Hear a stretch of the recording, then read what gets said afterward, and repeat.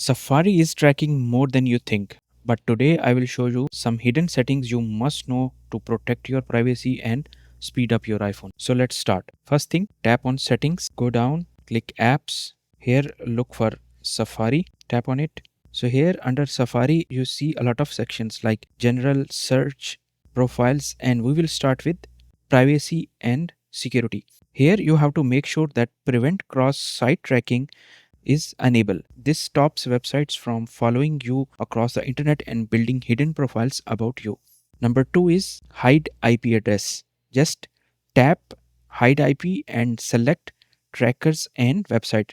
This blocks websites from identifying your device and location.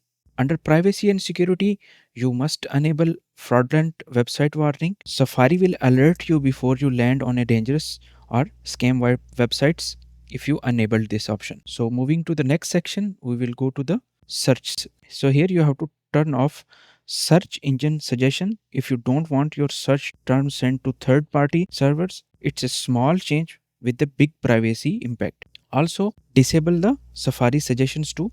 This stops Apple from analyzing your browsing to recommended content. And last is quick web search. You also have to turn off quick web search if you want to prevent Safari from storing your search shortcuts of for different websites. Next section is history and website data. You have to make sure that you clear your website history once in a week to make your iPhone lighter. Next section is advanced. Here website data.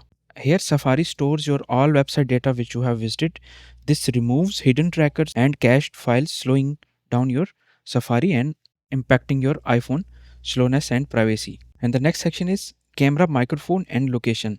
So make sure ask is selected on all these three: camera, microphone and location. So next thing is downloads.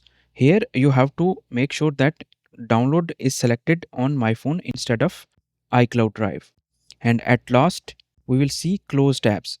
Here it says manually, but you can select after 1 day, after 1 week or after 1 month.